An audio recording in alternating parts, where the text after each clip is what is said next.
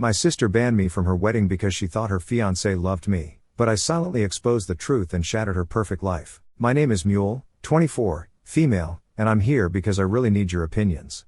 So, I have an older sister, Leah, 29, female, who is supposed to be getting married to Jonathan, 29, male. Everything seemed to be going great with them. They'd been together for years, and we all thought they were perfect for each other. But recently, things took a really strange and unexpected turn, and now their wedding is off. The reason Jonathan has refused to marry my sister is because he thinks she's being cruel by not allowing me to come to their wedding. On top of that, Leah believes Jonathan is in love with me. I know how insane that sounds, but let me explain. To give you some background, I'm not close to my sister or my parents.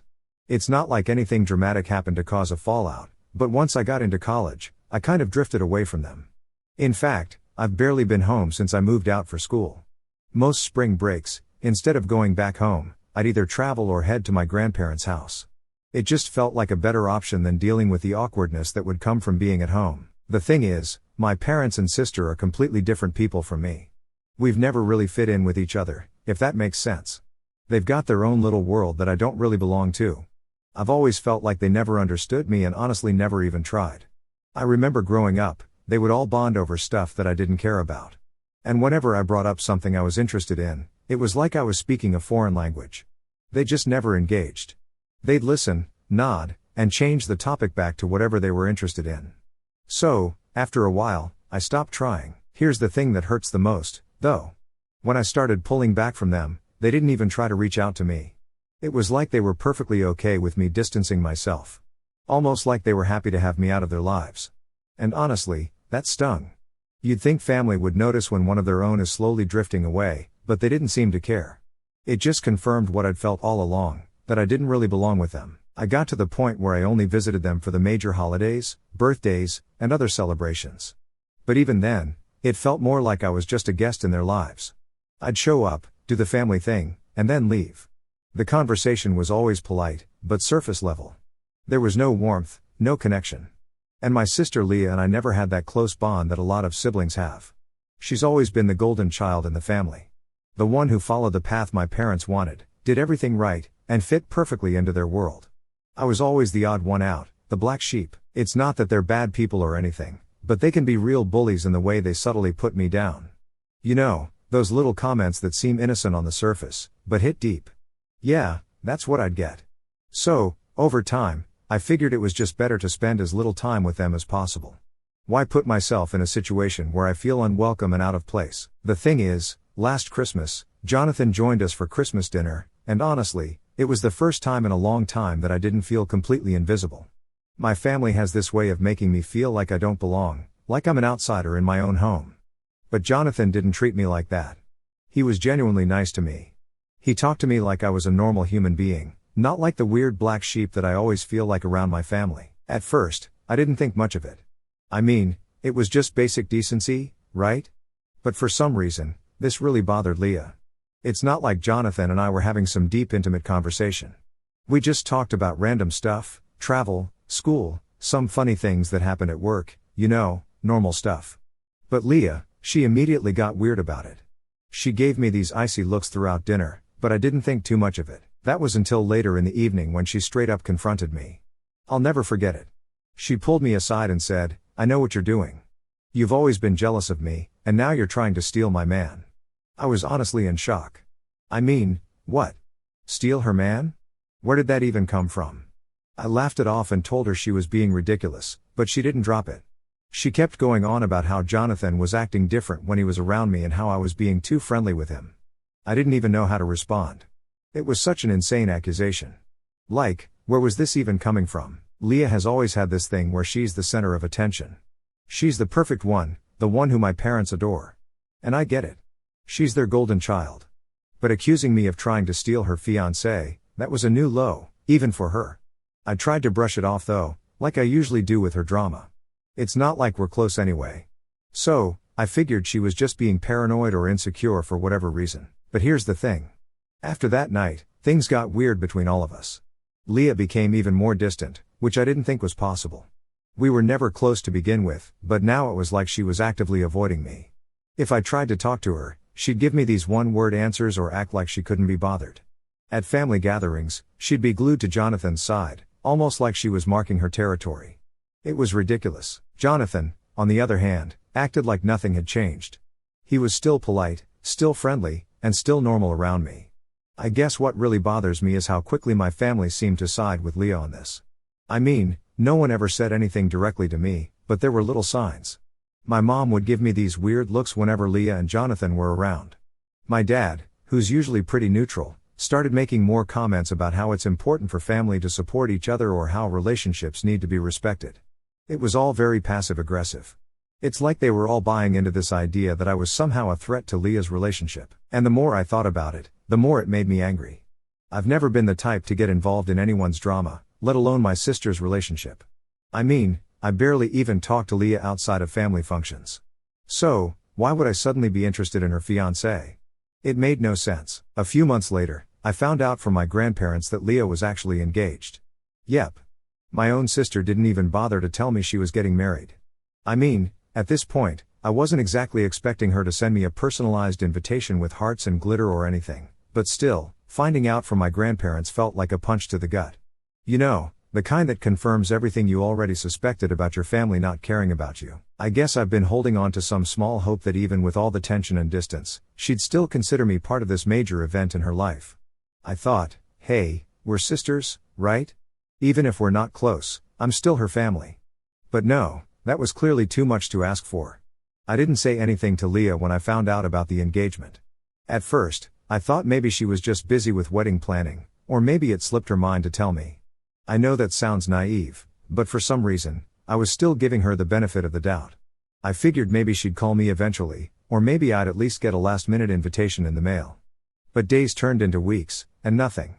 Crickets. Then, out of the blue, Leah called me. I was honestly surprised to see her name pop up on my phone, especially considering we hadn't really spoken since that weird accusation over Christmas. I answered, trying to act casual, like I hadn't been completely forgotten by my own sister. After a few awkward minutes of small talk, she dropped the bombshell. I'm not inviting you to the wedding. I was silent for a second trying to process what she just said. I mean, it wasn't like I was super excited to go or anything. But hearing her say it out loud still hurt. I asked her why, and that's when she hit me with the most absurd reason. Since Jonathan has feelings for you, I don't want you there. It'll just be awkward. I had to laugh. Like, literally, I laughed out loud. I couldn't believe this was happening. First of all, Jonathan doesn't have feelings for me. And even if he did, it's not like I was going to stand up in the middle of the ceremony and profess my undying love for him. The whole thing was so ridiculous that I didn't even have the energy to argue. I just said, have a great wedding and a happy marriage. And hung up. I didn't need that drama in my life. And honestly, we weren't close, so it didn't really matter to me if I was part of her big day or not. I'd long since come to terms with the fact that Leah and I were living in two completely different worlds. Yesterday was wild. I think it was Leah's rehearsal dinner or something and I had no plans to be involved in any of it. I mean, I wasn't invited to the wedding and I'd already made peace with that. I was just going about my usual day when out of the blue, I got this frantic call from my dad. He's like, Mule, you need to come down to the venue right now.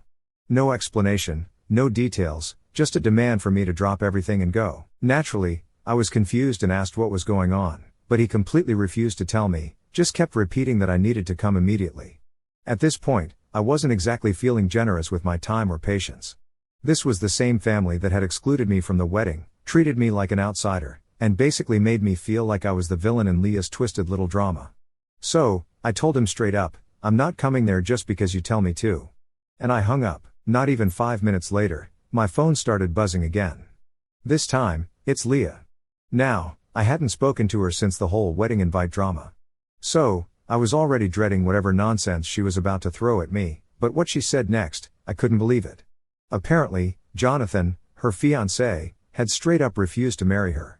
Like, the guy had called off the wedding because he couldn't stand how cruel Leah and my parents were. I mean, wow.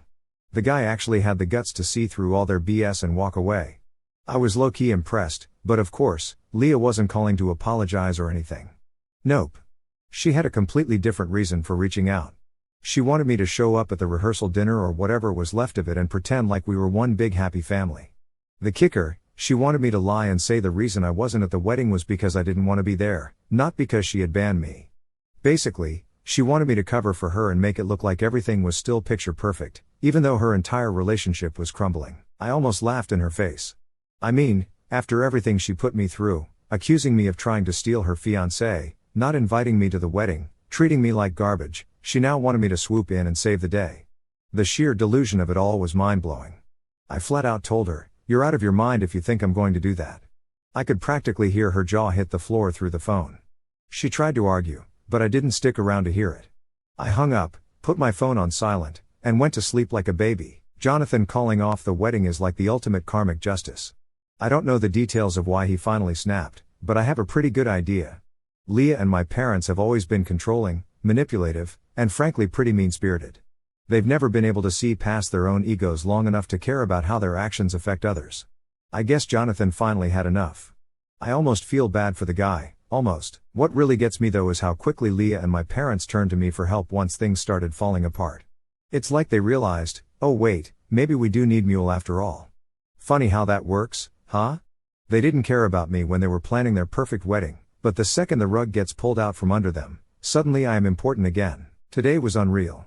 I woke up to 7 missed calls and over 200 messages from my family. Yeah, you read that right. Over 100 missed calls. My phone was literally blowing up from the moment I opened my eyes. The anxiety that washed over me seeing all those notifications, not a fun way to start the day. Most of the calls were from my parents and Leah. And of course, I wasn't about to dive into that mess right away. I ignored it and decided to start my morning as normally as possible because honestly, who wants to deal with all that drama before coffee? But then I started to feel a little guilty. So, I did the one thing I felt like I could handle at the moment. I called my grandparents back. They're the only ones in my family I have a genuinely good relationship with, and I knew they'd give me the lowdown without all the extra drama. As soon as my grandma picked up, I could hear the tension in her voice. She told me that Leah had been crying nonstop since last night. Apparently, Jonathan still wasn't budging and had completely cut her off, refusing to talk or listen. He was basically missing in action. Leah's devastated, and my parents are in full panic mode, trying to salvage the situation. My grandma, bless her, gently suggested that maybe I should reach out to Jonathan to clear up any misunderstandings. I almost laughed again. Clear up any misunderstandings? What misunderstandings? Jonathan made his choice, and it had nothing to do with me, but at the same time, I get where my grandparents are coming from. I love them, and I hate to see them stressed out because of all this. Plus, I can't lie, part of me is just so over the constant harassment from my family. If talking to Jonathan will get everyone off my back and stop the barrage of calls and messages, maybe it's worth it.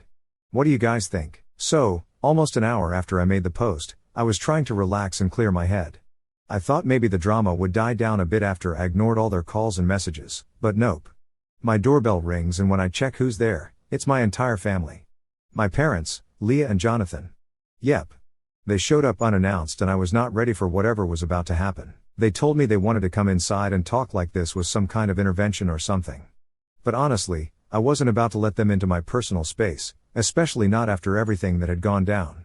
So, I stepped outside, shut the door behind me, and told them that whatever they had to say, they could say it right there on my porch. Leah was the first to speak, and she immediately jumped into her, "You need to fix this routine." She basically ordered me to explain everything to Jonathan. Like I was supposed to clean up her mess and magically make things okay. I just stood there for a second trying to process the sheer audacity of it all, but then I realized, nope, I'm not doing this. I'm not going to lie for her.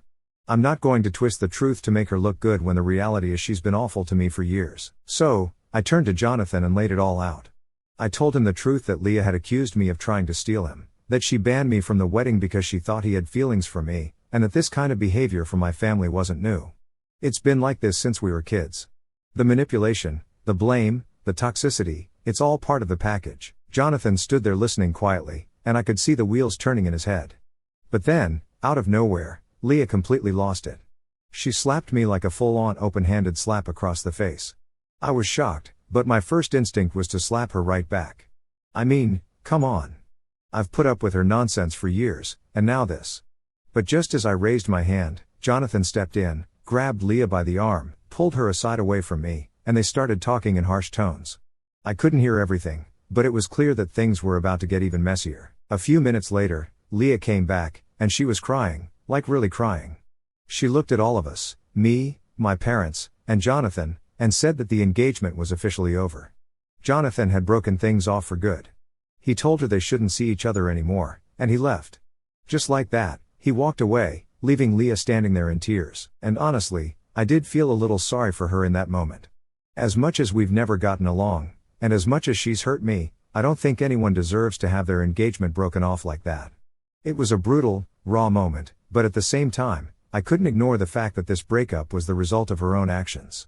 She pushed Jonathan to his breaking point, just like she's pushed me so many times before. So, there we were, standing on my porch, Leah sobbing, Jonathan gone, and my parents glaring at me like I was somehow responsible for all of this.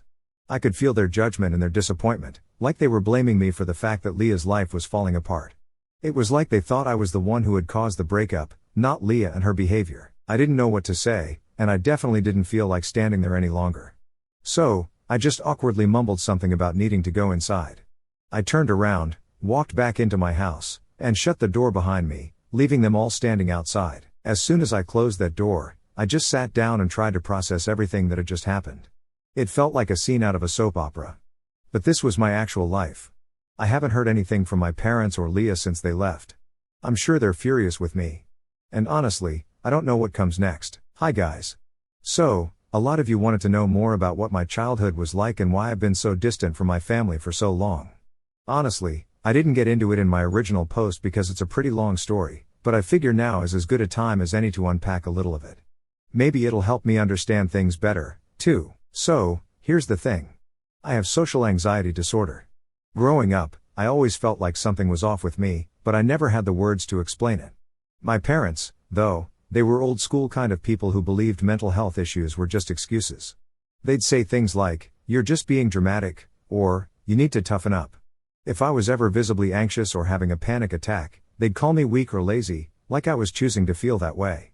So, my entire childhood felt like I was constantly being punished for something I couldn't control. Things weren't any better with Leah.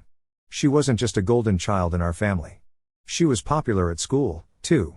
She always had this big group of friends and they all thought they were better than everyone else. I remember one time when I was about 15, Leah invited some of her friends over for a sleepover. I made the mistake of walking into the kitchen to grab a snack, and as soon as I did, they all went quiet and started giggling. Leah looked at me and said something like, "Oh, look. It's our little hermit. She doesn't even know how to talk to people." It might sound small, but that kind of stuff was constant. I was always the punchline to their jokes. And it hurt so much more because it was my own sister who led the charge. There were so many moments like that where she'd mock my social awkwardness, and instead of standing up for me, my parents would just laugh or brush it off like it was all harmless fun. But it wasn't fun for me. It was humiliating. When I got to high school, things got even worse. I remember this one particular day, I had a huge presentation for English class. Now, for someone with social anxiety, the idea of standing in front of the whole class and speaking was my worst nightmare. I couldn't sleep the night before, and when the morning came, I was physically sick from the anxiety. I told my parents, and they basically told me to suck it up and go. I ended up stuttering my way through the presentation while the class laughed, and by the time I got home, I was in tears. My parents' response, "It's just a presentation. Stop making a big deal out of everything." That was their go-to line. I was always making things into a bigger deal than they were according to them. By the time I went to college, I was mentally exhausted. I knew I needed help, but my family had made me believe that seeking help was weak. It wasn't until I started seeing the counselor on campus that I realized what I was dealing with wasn't just in my head. The counselor listened to me, really listened, and for the first time, I felt like someone understood what I was going through. She recommended that I see a psychiatrist to get a proper diagnosis. And honestly, getting that diagnosis was such a relief. Knowing that what I was feeling had a name, social anxiety disorder, was a game changer. It meant that I wasn't just being dramatic or looking for attention like my family had always claimed. After seeing the psychiatrist, I started therapy, and slowly but surely, things began to improve. I learned coping mechanisms like how to handle panic attacks, how to communicate my needs without feeling ashamed, and most importantly, how to set boundaries with people who didn't respect me. That's when I really started pulling away from my family. I realized that being around them was triggering my anxiety and that I needed space to heal. So, I stopped coming home for every little thing. I stopped answering every phone call and text. I started choosing myself. And for the first time, I felt like I had some control over my life. But of course, my family didn't see it that way. To them, I was abandoning them, being selfish and ungrateful. They never once asked me why I pulled away or if I was okay. Instead, they just accused me of being distant and dramatic like they always had. Leah, of course, continued to be Leah. Whenever I did come home for holidays or birthdays, she'd make snide comments about how I thought I was too good for the family now, or how I was so dramatic for not visiting more often. Things with my family are still strained, though. I keep them at arm's length because every time I try to let them in, they hurt me again. My parents still don't acknowledge my anxiety is real. And Leah, well, she's still Leah. Even after all these years, she hasn't changed. If anything, her behavior during this whole Jonathan debacle just proves that she hasn't grown or learned anything. She's still stuck in the same toxic patterns. And I'm not about to let myself get sucked back into that. So, yeah, that's a bit more context on why I've kept my distance from my family. It's not easy, and part of me wishes things were different, but at the same time, I've learned to prioritize my own well-being. And honestly, that's been the best decision I've ever made. First off, my sister Leah decided to channel all her anger toward me. And let me tell you, it has been a roller coaster. Not only did she leak my number to a bunch of people, which resulted in endless messages from people I didn't want to hear from, but she also took it up a notch and egged my house a few times. Like, seriously, who does that? It's honestly been a nuisance, and I can't tell you how frustrating it is to have to clean eggs off my front porch and driveway. I mean, we're adults here, right? At first, I tried to ignore it, but after the second time it happened, I was just fed up. I tried reaching out to my parents for some backup, thinking maybe they would intervene and talk some sense into her, but when I called them, they just said, "It's between you two girls." Like, really? This is not just sibling rivalry anymore. It's vandalism. I expected them to step in, but I guess they'd rather stay out of it and keep pretending everything is fine. After realizing I was on my own, I decided it was time to take a stand. I called Leah directly and told her if she ever did it again, I would file a police complaint against her because, let's be real, it counts as vandalism and she could actually get in trouble for it. The thought of that seemed to hit a nerve and her reaction was predictable. She launched into a tirade, calling me a bunch of names and saying how I was being dramatic about everything. I mean, does she ever hear herself? It's like she thinks she can just throw a tantrum and I'm supposed to take it. I hung up, feeling a mix of relief and frustration. It was exhausting to deal with her, but at least I got my point across. Surprisingly, she hasn't bothered me since. I don't know if she's scared of the police or just too busy plotting her next move, but I'll take the peace.